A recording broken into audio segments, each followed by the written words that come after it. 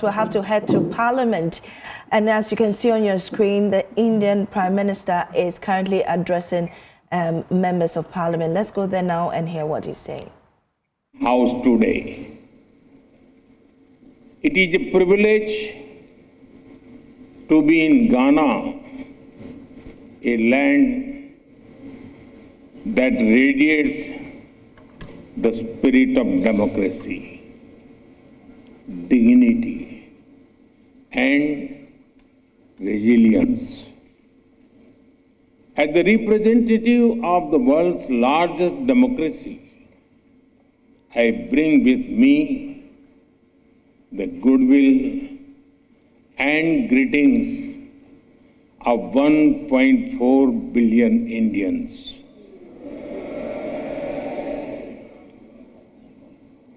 Ghana is known as the land of gold, not just for what lies under your soil, but as much for the warmth and strength in your heart.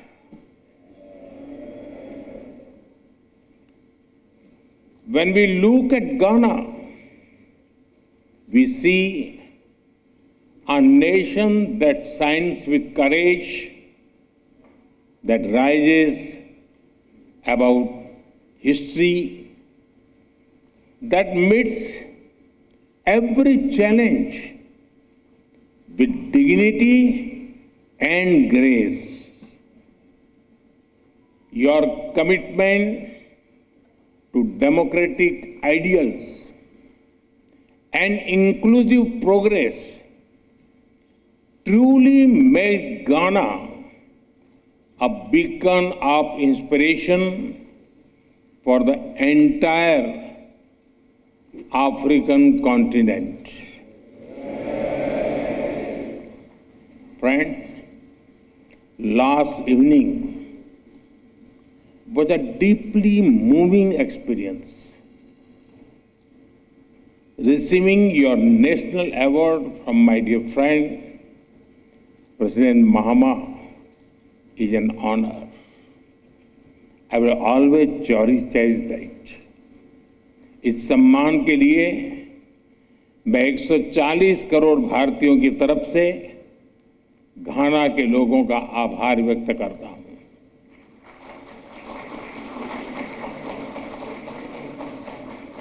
On behalf of the 1.4 billion people of India, I thank the people of Ghana for this honor. I dedicate it to the enduring friendship and shared values that bind India and Ghana. Distinguished members, earlier today, I had the honor of paying tribute to a visionary and statesman and beloved son of Ghana, Dr. Kwame Nkrumah. He once said, "The forces that unite us are intrinsic and greater than the superimposed influences that keep us apart." His words continue to guide our shared journey. His vision was a democratic republic built on strong institutions. True democracy promotes discussion and debate. It unites people. It supports dignity and promotes human rights. Democratic values may take time to grow, but it is our responsibility to preserve and nurture them. Friends, India is the mother of democracy. हमारे लिए लोकतंत्र एक system नहीं बल्कि संस्कार है। हजारों वर्षों से लोकतंत्र ने भारतीय समाज को निरंतर गति दी है। For us, democracy is not merely a system.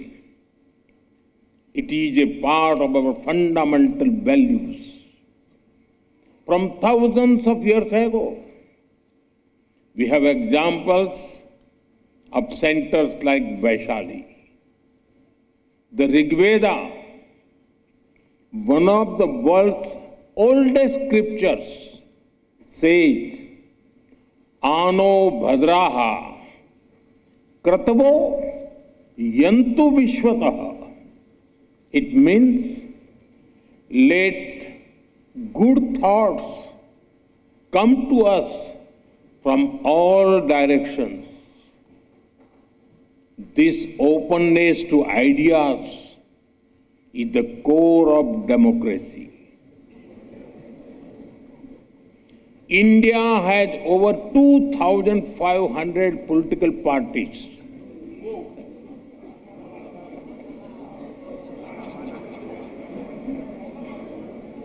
I repeat, 2,500 political parties.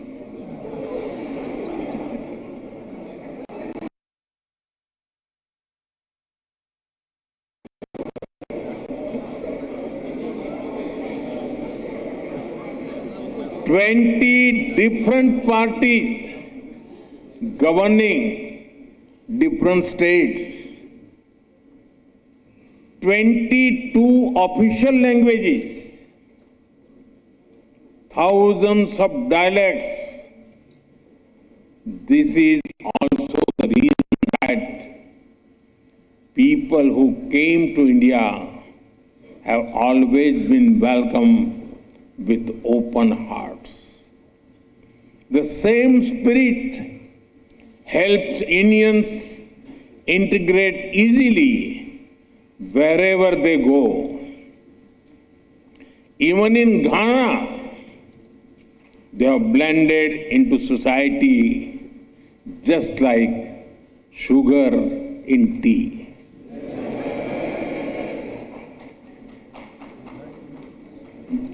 Distinguished members, the histories of India and Ghana bear the scars of colonial rule, but our spirits have always remained free and fearless.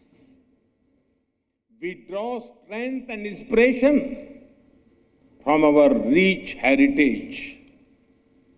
We take pride in our social, cultural, and linguistic diversity. We built nations rooted in freedom, unity, and dignity. Our relationship knows no bounds.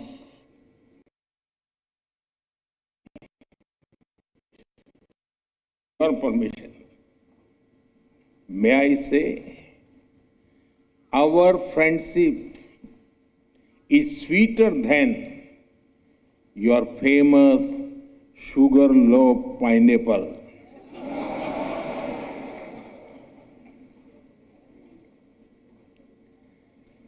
With President Mahama, we have decided to elevate our ties to a comprehensive partnership. Friends, the world order created after the Second World War is changing fast. The revolution in technology, the rise of the global south,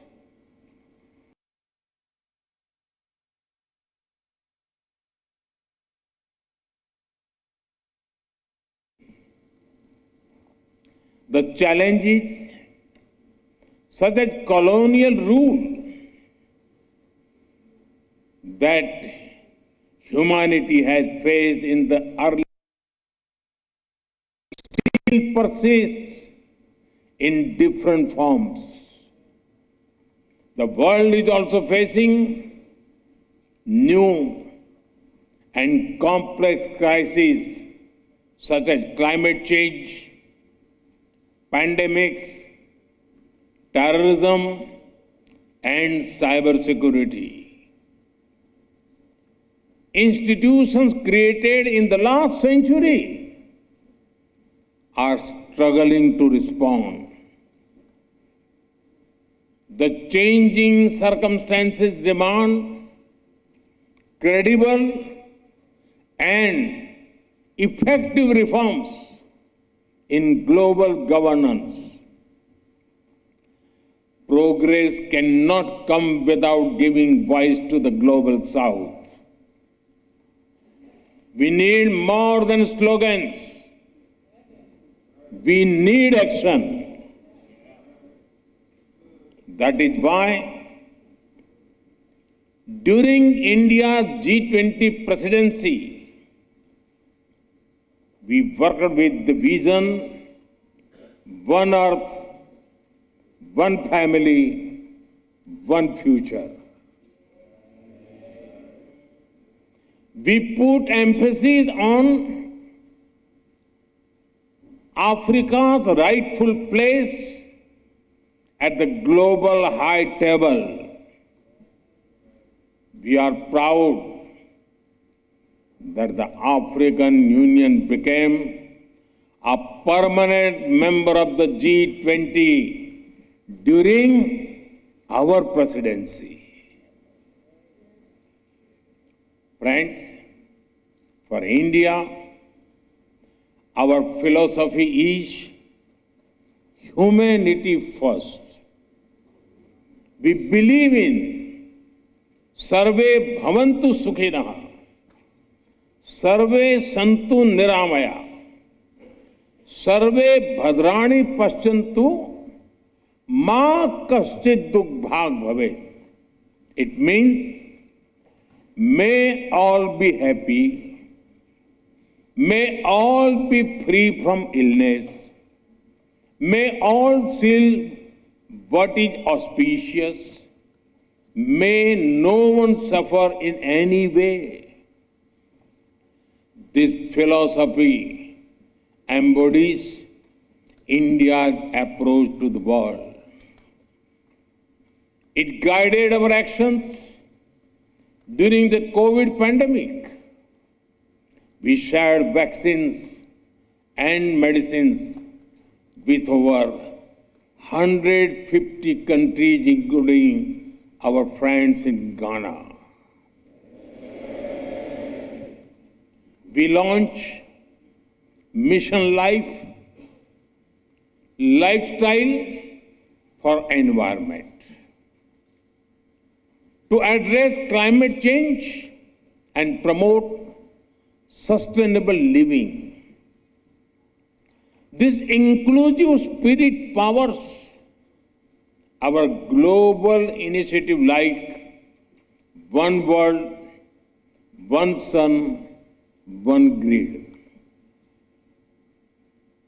and One World, One Health for a healthier planet. International Solar Alliance to encourage solar energy and sustainability. International Big Cat Alliance to protect wildlife. And the Global Biofuel Alliance to advance clean biofuels and cut carbon emissions. I'm glad that Ghana, as a founding member, will host the African regional meeting for the International Solar Alliance this September. This demonstrates our shared belief that the world is one family. Distinguished members, over the past decade, India has seen a major transformation. The people of India have reposed their faith in peace, security, and development.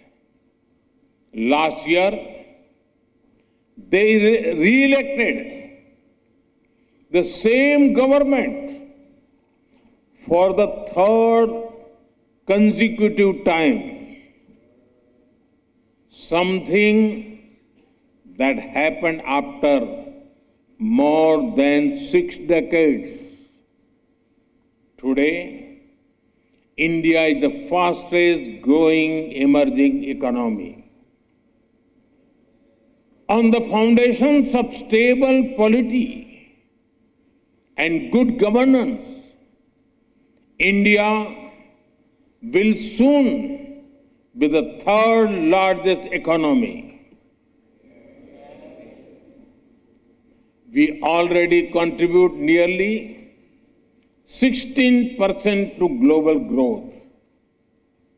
Our demography is paying its dividend. India now has the world's third largest startup ecosystem. India is an innovation and technology hub where global companies want to converge. We are recognized as the pharmacy of the world. Indian women today lead in science, space, aviation, and sports. India landed on the moon, and today an Indian is in orbit giving wings to our human space flight mission. और कितना सुखद संयोग है कि भारत के कई गौरव भरे क्षण में अफ्रीका जुड़ा हुआ है। जब भारत ने चंद्रयान के चांद के साउथ पोल पर लैंड किया तो उस दिन भी मैं अफ्रीका में था, और आज जब एक भारतीय एस्ट्रोनॉट मानवता के उज्जवल भविष्य के लिए स्पेस स्टेशन में एक्सपेरिमेंट्स कर रहा है, मैं एक बार फिर अफ्रीका में हूं। Africa has been connected to many of India's proudest moments in space. When India Chandrayaan landed on the moon's south pole, I was in Africa. And today, as an Indian astronaut conducts experiments on board space station for the welfare of humanity, I am once again in Africa. This is no ordinary coincidence.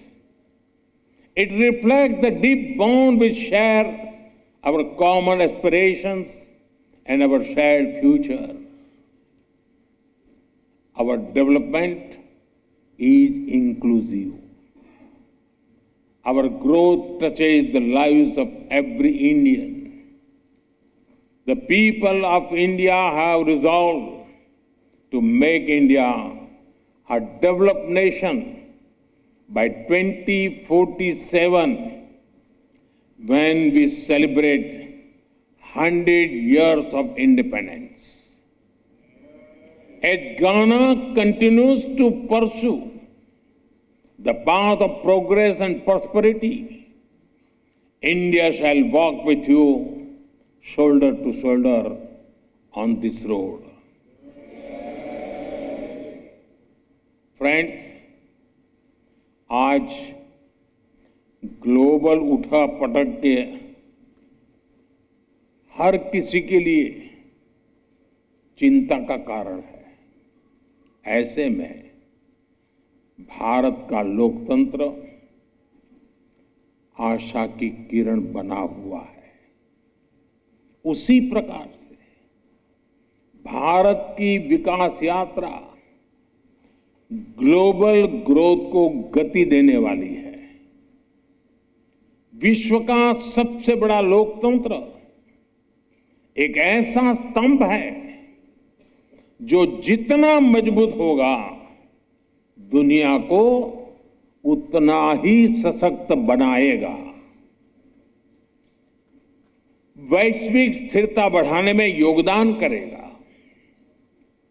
In these times of global uncertainty, India's democratic stability shines as a ray of hope.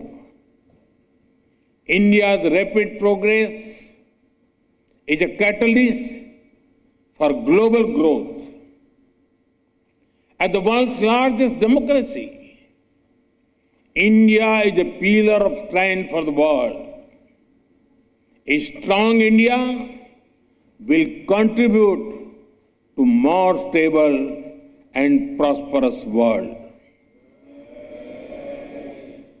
After all, our mantra is सबका साथ, सबका विकास, सबका विश्वास, सबका प्रयास.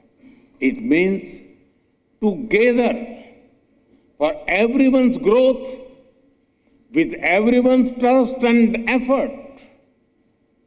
India remains a committed partner in Africa's development journey. We support Africa's Development Framework Agenda 2063 to secure a bright and sustainable future for its people. Africa's goals are our priorities. Our approach is to grow together as equals. Our development partnership with Africa is demand-driven. It is focused on building local capacities and creating local opportunities. Our objective is not just to invest, but to empower, to help develop self-sustaining ecosystems. It is my honor to give further momentum to this partnership. In 2015, we hosted the India-Africa Summit. President Mahama was one of our esteemed guests. In 2017, India hosted the annual meeting of the African Development Bank. We have expanded our diplomatic presence to 46 countries across Africa. Over 200 projects across the continent enhance connectivity, infrastructure, and industrial capacity. Every year, our India-Africa Business Conclave generates new opportunities. In Ghana, we inaugurated the Tema-Pakdan railway line last year. It is the largest infrastructure project in this part of the African region. We welcome Ghana's own efforts to accelerate economic integration under the African Continental Free Trade Area. Ghana also holds great potential to become an IT and innovation hub in the region. Together, we will shape a future full of promise and progress. Distinguished members, free and fair elections are the soul of any democracy. It is encouraging to see our electoral commissions working closely together. I am confident that India's Election Commission will be honored to share its experience in conducting the world's largest elections with full trust and transparency. Parliamentary exchanges are also a cornerstone of the relationship between our two democracies. I recall the Commonwealth Parliamentary Association meeting held in Accra in 2023. It welcomed the largest Indian parliamentary delegation to Ghana, including state legislators in India. We deeply value such vibrant dialogue. I welcome the establishment of Ghana-India Parliamentary Friendship Society in your parliament. I propose to further reinforce our parliamentary ties. I invite you to visit the new Parliament of India. You will be able to see the bold steps we have taken to reserve 1/3 of seats in the Indian Parliament and state assemblies for women. You can witness the debate and discussions that are the hallmark of the Indian democracy. I assure you, they are as spirited and passionate as the game of your beloved Black Stars. Friends, India and Ghana share a dream where every child gets opportunities, where every voice is heard, where nations rise together, not apart.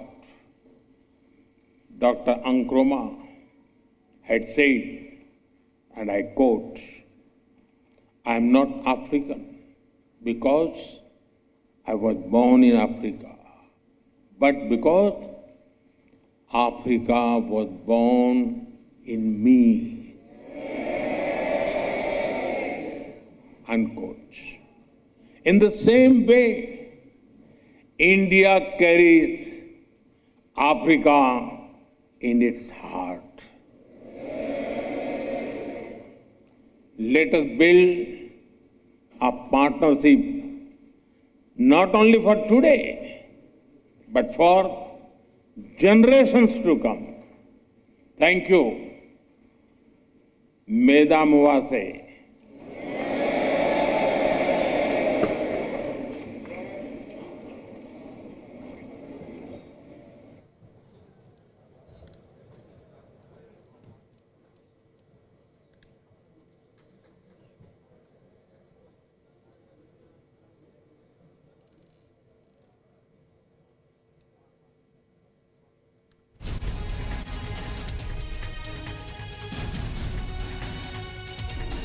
Honorable members,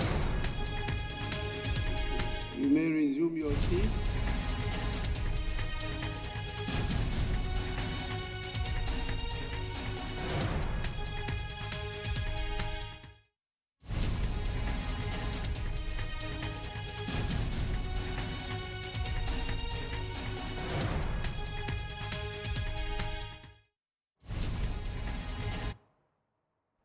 And that was from Parliament. We heard the Indian Prime Minister Narendra Modi addressing members of Parliament and effectively the whole nation about the partnership between India and Ghana. And we have on the line from our previous conversation, Dabila MP Ebenezer Ndebila on the line with us. Mr. Dabila, I'm sure you heard the Indian Prime Minister there. Your initial thoughts about his address?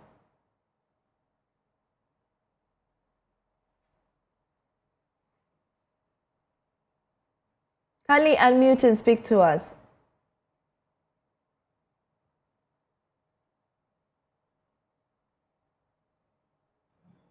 Okay. Yeah, sorry about that. That's Yeah, fine. so listening to the Prime Minister of India, he is telling us that India is ready to work with Ghana, is here to tighten the relationship Ghana has had with India over the years, and that he has even um, as he's in Ghana, he's strengthening the relationship between India and Ghana, and that's even calling for more partnership and trying to strengthen even the relationship the Indian Parliament and Ghana's Parliament have through the parliamentary association. So this is a very good speech. It's a speech that is unifying, a speech that is welcoming. It's a speech that is going to bring the two nations together, and that will help in the future prospects of both countries. Well, let's come back to the conversation about the farming situation in the northern region. You have been campaigning for government support for farmers over there as a result of the harsh weather conditions that farmers are facing. Tell us more about the situation there. Right. As we all aware, agriculture is the bane of the people of the northern sector. And in fact, even Ghana, in the northern sector, over 80% of the people rely solely on agricultural production for their livelihoods. Unfortunately, recent trends or recent global challenges such as climate change has come in to have a very dire consequences on the production of foods and in the northern sector. Climate change has altered a lot of things in the northern sector, including even rainfall. Rain's pattern has reduced, has changed. Rains, they used to, people used to plant, our farmers used to plant around March, April. As we speak today, if you go to most part of the northern sector, especially in the upper east and the upper west region, most people have not planted. The rains are not coming. And even when the rains begin to come, then they come in full swing. Then we get floods again. That is also affecting crop production. So generally, it has affected a lot of things, and that is making production activities in the northern sector very, very difficult for the people of the northern sector. So, how is that going to impact on food production? Very severely, because as it stands, most farmers are not getting the rains to produce. That's one. People are not as the rains are not coming in. It is affecting them so severely because generally the people the northern sector we depend solely on rain fed. Unfortunately, as the rains pattern has changed, it has, and as you know, in the northern sector, we have only one rainy season. There's only one rainy season in the north. And so, because of that, if farmers are not able to plant within the rainy season, that means that they are left out. And so, this is something that is very, very, it's affecting the people of the north.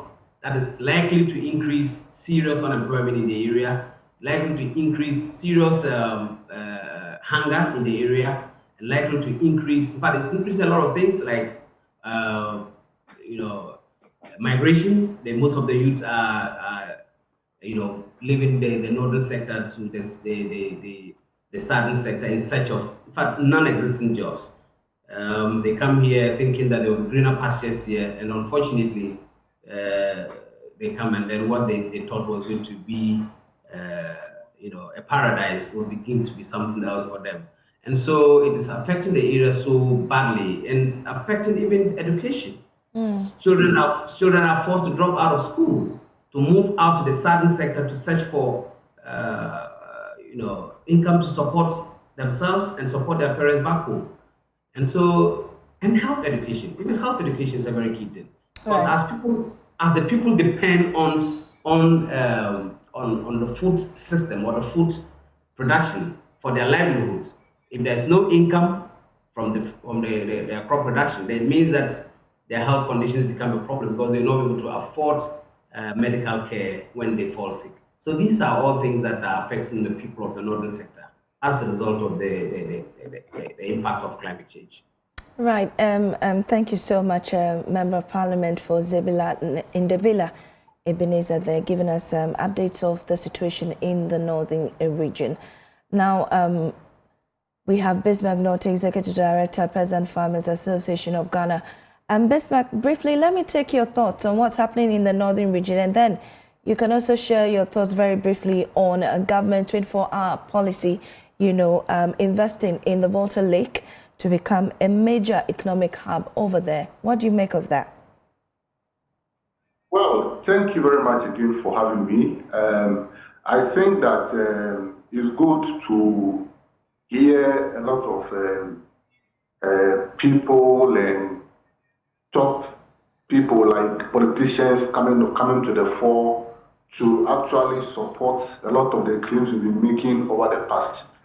And I'm happy that it's not only farmers that will only come out to talk about their challenges, but we have MPs who are also feeling the effects of what is happening in their respective constituencies and are pushing the agenda. For us, I don't want to go over these things again because these are things that we've been talking about for all these years, about the fact that we can't still rely on rains as a primary source of water for our production.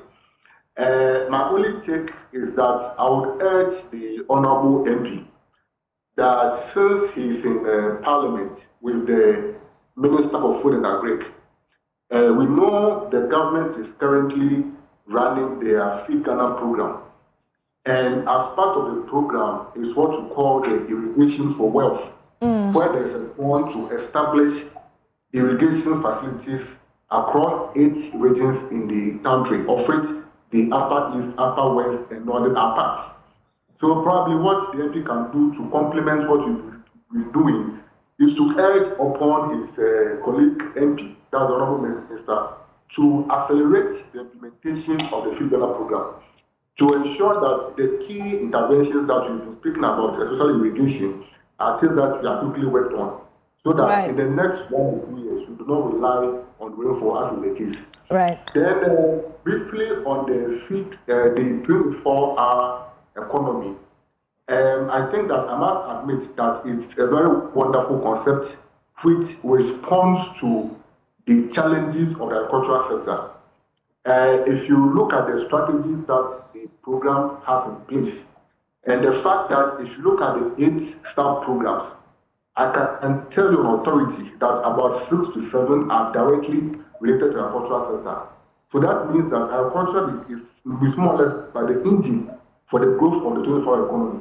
And the fact that we are using the Volta Lake as the anchor is also a testament to our advocacy that we cannot keep spilling water from the Volta Lake to destroy homes when they can be converted into irrigation facilities for our farmers. So I think that the 24-hour economy stuff, and because of that, I can't go deeper, but there are a lot of strategies and models that sit and align with what we've been talking about.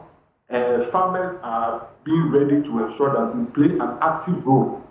It must to be clear that smallholder farmers form over 80% of farmers in the country. All right. And for every agricultural program to work, you need the active participation of these smallholder farmers.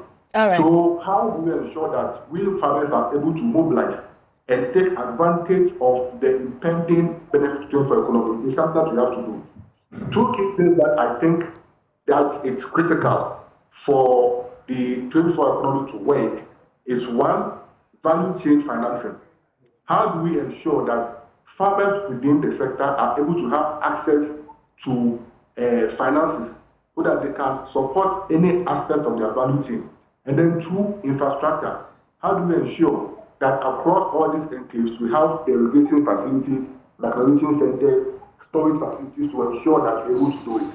I believe, lastly, that we can use the 24-hour economy program as a case study to even limit or stop the menace of Galamsey. If you see the plan to use the water lake as an enclave for agricultural production and the logistics movement. I think that we can also pick a very critical Galamsey area and use it as a model of how the 24-hour economy could work. If we're able to do that, that becomes an example for other youths in areas that are Galamsey prone to know that there's more life in going into other productive sectors than just destroying the environment. So maybe those are things that we could be considering. But as the presidential advisor mentioned, it's a living program. It will change over time based on feedback, and we hope that we can contribute to the growth of it. Thank you very much, Bismarck, for that contribution on the 24-hour economy. And that's all we have here on our desk. We also went to Parliament to hear from the Indian Prime Minister Narendra Modi, who has just made his way out of Parliament. And we heard from him strengthening the ties between India and Ghana relations. And that's it from us from News Desk. I am Amici Amiche Thompson. There's more news on myjoyonline.com. Thanks for your company.